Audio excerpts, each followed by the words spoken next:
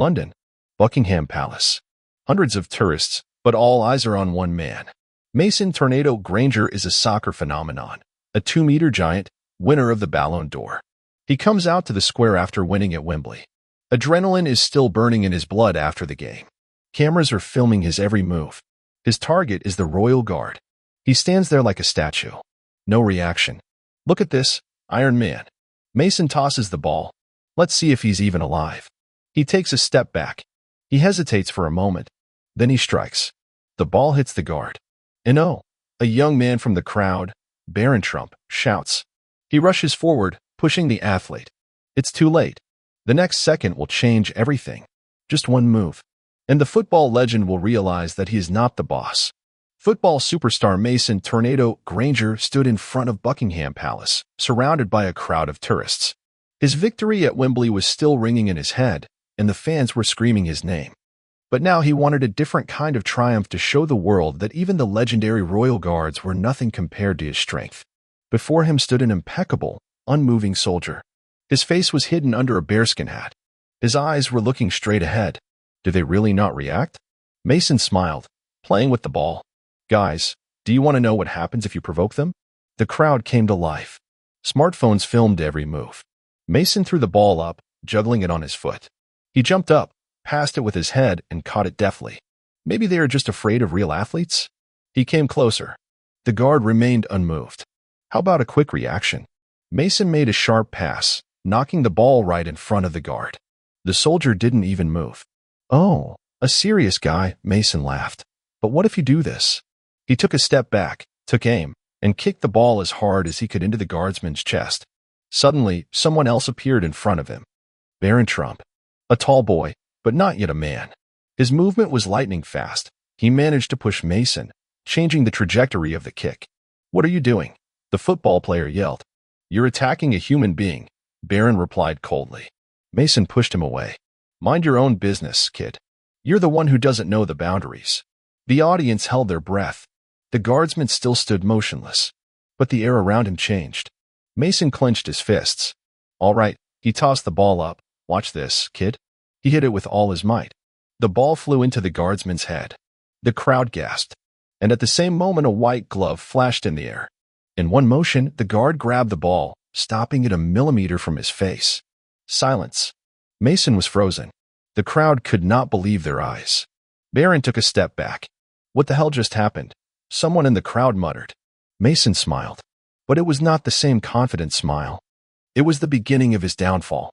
Mason stood there, staring at the guard. It all happened in a split second. His perfectly timed kick stopped as if it had hit a wall. The guard did not even move. He simply reached out and grabbed the ball as if it were a normal pass, not a shot by the Premier League champion. The crowd held its breath. It was an accident, Mason muttered, twitching his shoulder nervously. Barron Trump stood nearby, watching intently. You've done your act, that's enough, he said firmly. But Granger was no longer listening. His ego was boiling. Did you see that? He turned to the tourists, he moved. These dummies can respond. His voice was loud, causing confused looks among the crowd. The guardsman slowly lowered his arm, placed the ball under his foot, and froze again, returning to his position. Mason took a step closer, straightening up to his full height. You think you're tough? Okay, try to survive a real collision. Barron felt that the situation was getting out of hand. Step back, he warned. Or what? Mason huffed. Do you realize who I am? Barron looked him straight in the eye. Yes, I do. And now you're being an idiot. Mason was furious. If he's so tough, let's see if he can stand up to a real assault. He took 2 steps back, lowered his head, bent his legs, and assumed a fighting stance. Don't do it, Barron shouted. But it was too late. Mason took off, running at the guardsman with the speed of a train. This was no game, and the next moment would prove it. Mason charged forward like a battering ram. His massive body was accelerating, every muscle working to the max. He had done this hundreds of times on the field, pushing, breaking through the defense, knocking opponents to the ground. But the guardsman was not an opponent on a football field. At the last second, the soldier barely moved his foot, changing his center of gravity. It was an almost imperceptible movement, precise, like a trained warrior. Mason did not see it. He rushed forward, thinking he would hit a static target. But when he was within a step, The guardsman abruptly shifted to the side, using the force of his own jerk. Mason felt the air slipping from under his feet. His speed had played against him. A punch. His shoulder slams into the pavement. His elbow slides over the stone, his skin tears. Instinctively, he puts his arms out to stop his fall, but the moment of inertia pulls him further. A loud thud. His back meets the low fence in front of the palace. He stumbles, losing his balance. The guardsman was still standing upright, not even changing his expression. There is silence. The crowd erupts in shouts. "Oh, my God," someone shouts. Was it a prank? No, he just sidestepped. Barron Trump stood next to him, not taking his eyes off Mason. The football player got up, his hand shaking. His knee was bruised, and blood was trickling down his skin. "Shit," he breathed out hoarsely. He raised his head. His eyes blazed with rage. "It was a blessing," he wheezed. He rose to his feet, staggering. His chest heaved rapidly with his breath. "One more time," he growled. "Come on, one more time." Barron stepped forward. "That's enough." Mason ignored him, resuming his fighting stance. "I'm not done." The guard didn't move. But Mason was no longer in control. He rushed forward again. And this time it would end differently. Mason lunged forward a second time. Anger clutched his chest, and the pain of hitting the pavement only fueled his aggression. He didn't care about tourists, cameras, or even the consequences. He saw only one goal in front of him: to break the guardsman, to prove that this silent soldier was not stronger than him. Barron rushed forward, holding out his hand. "Stop." Mason roughly pushed him aside. "Get back, kid." The young man barely kept his balance. Granger lowered his head, tensed his legs, and rushed to attack again.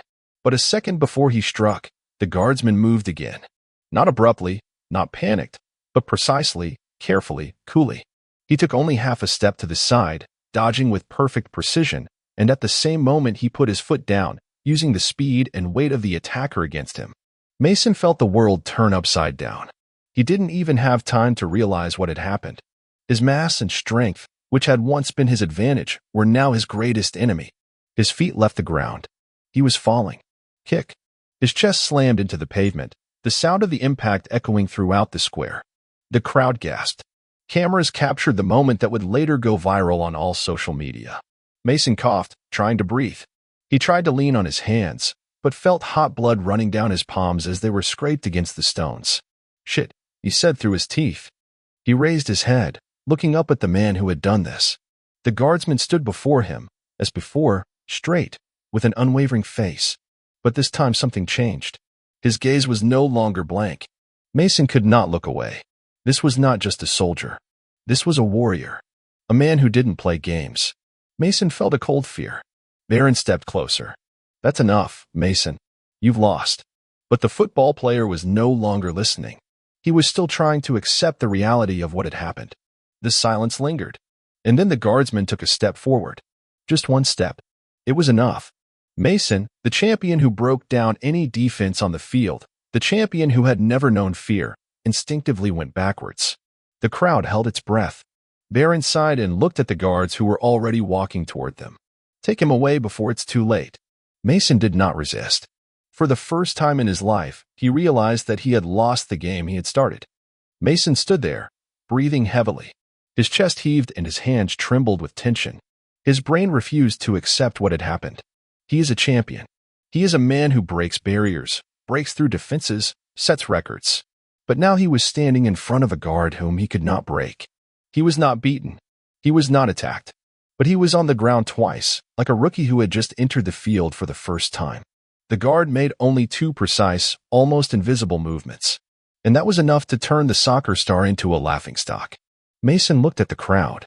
Everyone was filming. Everyone saw his humiliation.